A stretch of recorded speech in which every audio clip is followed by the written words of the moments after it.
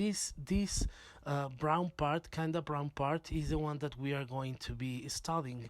This is the first region that we are going to be studying, and as you see here, it is called Mesoamerica in Spanish, or Middle America would be the right translation. It is not Central America. Central America is this part over here, more or less, if we exclude Yucatan, and over here Colombia and Venezuela. But Central America is this part here, and Middle America is this part over here, like this. Yes, so they are not the same thing. Central America and Middle America are not the same thing. However, we're going to see what is this thing about Middle America. So first of all, do you remember the question that I asked you to do as an activity last class, that was about thinking if the size of the regions that they show you in your pages 60 and 61 in your book about world religions, if you thought that the size of that region, if you thought that the scale of observation to define those regions was correct. Because look over here, actually there are maps in which, for example, they say that all of this is a region because it's Latin America, and it is accurate because we have in common that we have some historical background that is common to us, that is that we were colonies of Europe, that we speak languages that come from Latin, for example, actually only Spanish and Portuguese, but that is for my taste not a nice scale of observation, because it doesn't allow you to actually see some rugosity, to really go into detail to understand all these places. So the first scale of observation over here is this one, Middle America, right? But even Middle America has some divisions, and Middle America, as it is defined, is divided into these 5 other regions. Over here, the green part is the Maya region, the orange region is Oaxaca region, this kind of purple, I don't know, like wine color, is this wine color region is called the Gulf region. This yellow region over here is called the Central region, and this more bluish purple is going to be called the West region. And Middle America, that is this territory over here, is going to be subdivided into these 5 other regions.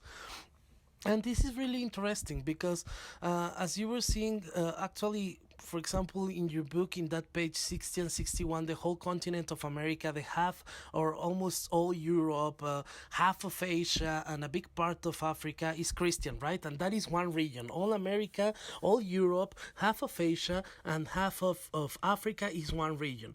And look over here, even the half of the territory of Mexico, seen as a region, should be subdivided into other 5 regions. So I really think that we should take into consideration the sizes of our regions, because we really need regions that are able to talk about something and not just show big amounts of color in one map. Sorry, like it is not telling us really anything. If we only see that a whole area of a map is colored, showing that is a region, and what is that really telling us? We require, for my taste at least, something smaller. But as one of you was really correctly pointing out in your homeworks, well, it doesn't matter, because by the definition of region, it doesn't matter how big or small it is, as long as it is several places joined by common criteria, then that is absolutely and correctly a region. So but however, remember that the scale is something that you define, and I would really invite you to define scales that are really able to talk to you about something, to talk about whatever you're researching. So what is this thing about Middle America? And you're going to enjoy this thing, because you will be able to see in a really applied way, in a really applied manner, this whole idea of regions. So this is Paul Kirchhoff. Paul Kirchhoff is the author of this concept of Middle America, and he was actually a teacher in the school that I studied in college, in the National School of Anthropology and History. And well, he was, as I was telling you, he was German and he was nationalized as Mexican, and he developed this concept about Middle America. But what is Middle America? As I was telling you, you're going to enjoy this because you're going to really be able to understand what is a region in terms of culture, at least. So let's go over here. Sorry, over here.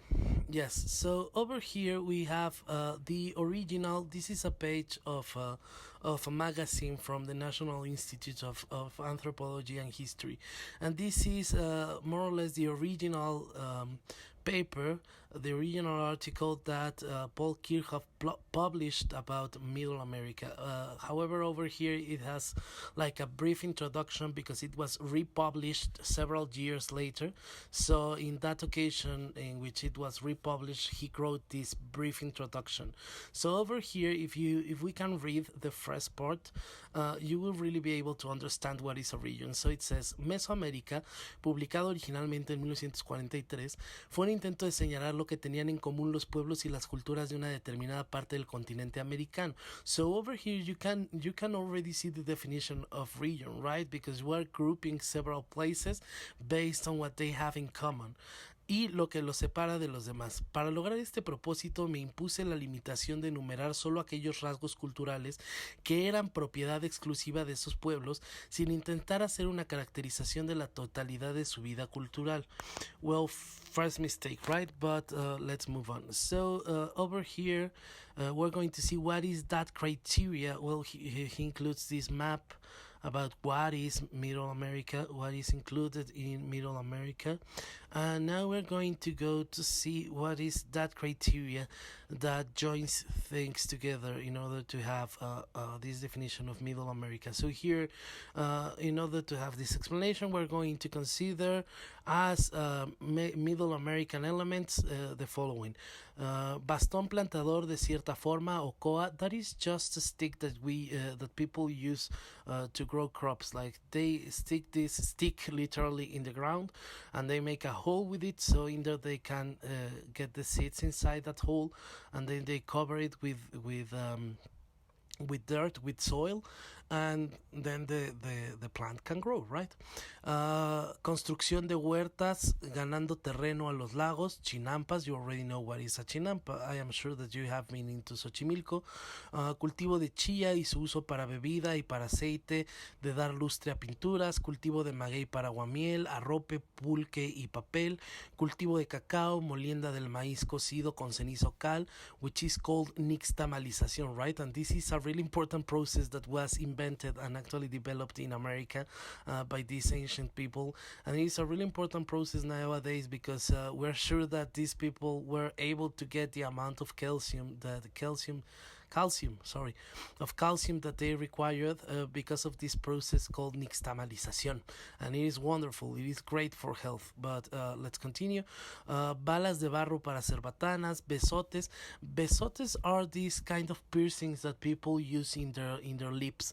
Have you seen like these tribes that get really big discs of wood or of clay or of stone that they put inside their lower lips, and they make their lower lips to be really, really big?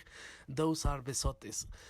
Y otras chucherías de barro, pulimiento de la obsidiana, espejos de pirita, tubos de cobre para horadar piedras, uso de pelo de conejo para decorar tejidos, espadas de palo con hojas de pedernal, macuahuit, corceletes estofados de algodón, escudos con 2 manijas, turbantes, sandalias con talones, vestidos completos de una pieza para guerreros, pirámides escalonadas, pisos de estuco, patios con anillos para el juego pelota, escritura jeroglífica, signos para números y valor relativo de estos según su posición. So a way of counting is also particular.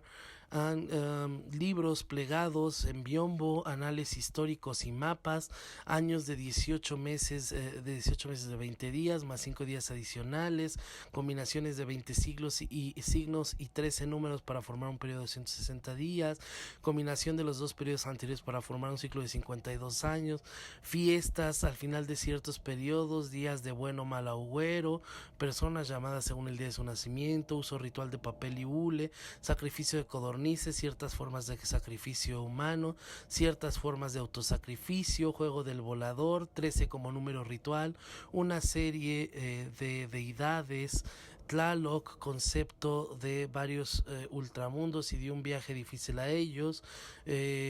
Bueno, ahí hay otra cosa que ya podrán ustedes leer. Mercados especializados o subdivididos según especialidades, mercaderes que son a la vez espías, órdenes militares, caballeros, águilas y tigres, guerras para conseguir víctimas que sacrificar. So all of these things are common to Middle America. This is what, according to Paul Kirchhoff, is going to define Middle America. So these are the common traits. This is the common criteria. Everywhere you find these elements in common, you may say that that place is a part of Middle America. But I want us to be really, really critique with this concept of Middle America, and we do not have a lot of time, but we are going to be able to achieve it because I have prepared a great presentation, great slides to be able to understand and to really be critique with this concept. So Middle America is divided in terms of time because all of these places that have in common all these things that we just read, that are part of, that is the original paper of Paul Kirchhoff. So you have the direct information over there. These peoples that lived in Middle America, well, lived throughout a lot of years. If I am not wrong, it is around 5,000 years in which Middle America is existing as we know it. Some people actually go far beyond and give it 1,000 more years, but I believe that to be quite inaccurate because by that time we do not have these great states that are going to define Middle America. We're going to have rather hunter-gatherers or tribes, other type of organizations, but not really these great states that are characteristic of Middle America. So some people, and I think that perhaps next year the way that you're going to study Middle America is going to give it an extra 1,000 years, but I believe it is more accurate to think about it is not 5,000 years. I think that it is more accurate to think about a period of 3,000 years. So 1500 before Christ up to 1500 after Christ. That would be, for my taste, like one of the most accurate or more digestible definitions of Middle America in terms of time. But that period, that 3,000 year period, is going to be divided into these stages.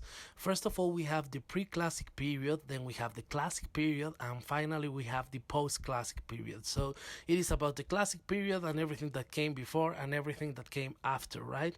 However, over here we have like this transition period that is usually going to be called epi-classic.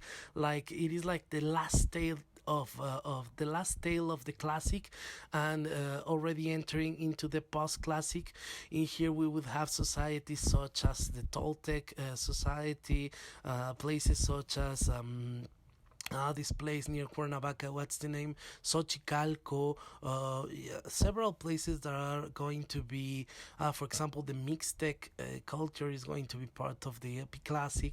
So they're going to be cultures really near to what we knew as classic cultures, but they are already going towards the post-classic culture. So it is a period like really in between periods. That is why it is more a transition period than anything else.